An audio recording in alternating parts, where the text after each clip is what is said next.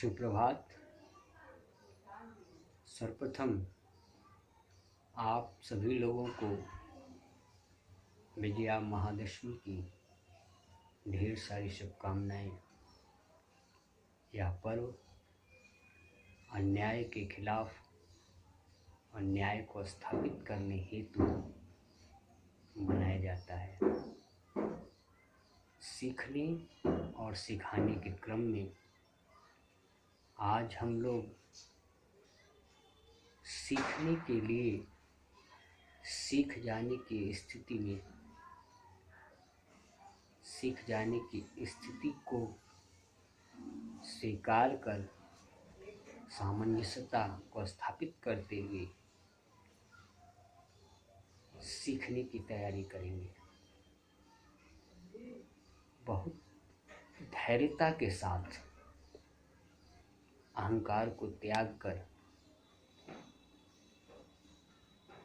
विनम्रता पूर्वक स्थिति में आकर ही सीखा जा सकता है। कहा जाता है कि learning is a life long process. सीखना जीवन की एक विशेष प्रक्रिया है।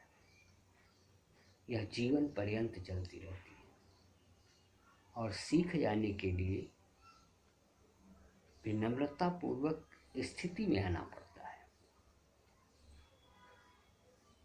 भगवान श्री राम ने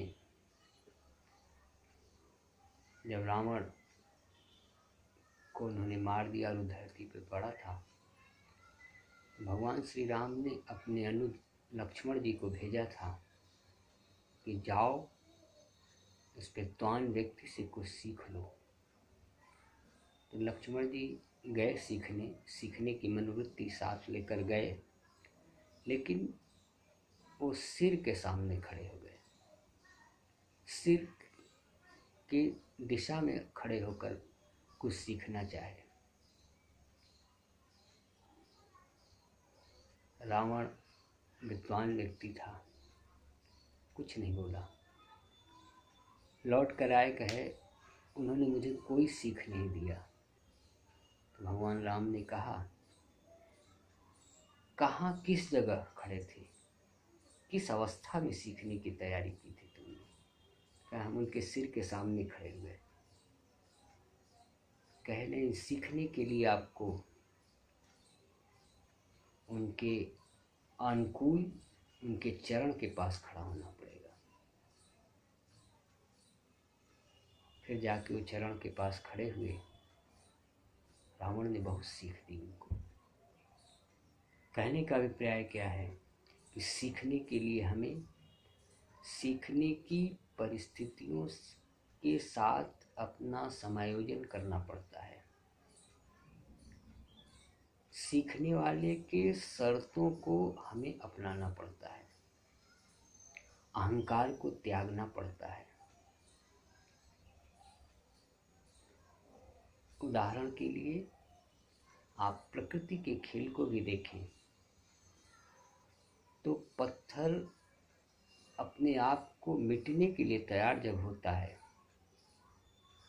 तब वह प्रतिमा का रूप ले पाता है।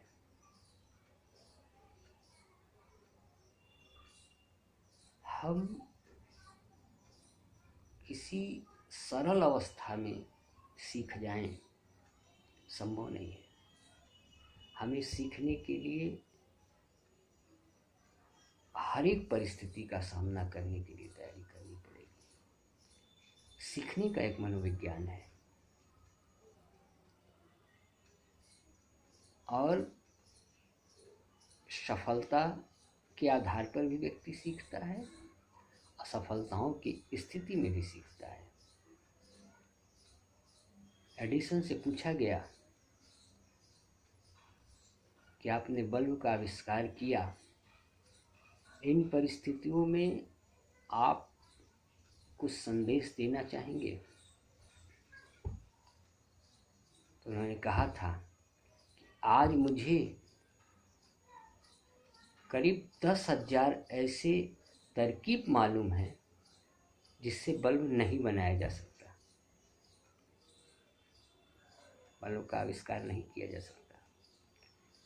उसी के साथ साथ एक तरकीब मेरे पास ऐसी है जिससे बल्ब का आविष्कार किया जा सकता है। अभिप्राय क्या है कि नहीं सीखने की अवस्था में आप अनुभव प्राप्त करते हैं और सीख जाने की स्थिति में आप ज्ञानवान हो जाते हैं। पर्व के शुभ अवसर पर आदि बातें न करके आपको ढेर सारी शुभकामनाओं के साथ अपनी वाणी को विराम देते हैं। पुनः आपको महा विजयदशमी की शुभकामनाएं। धन्यवाद।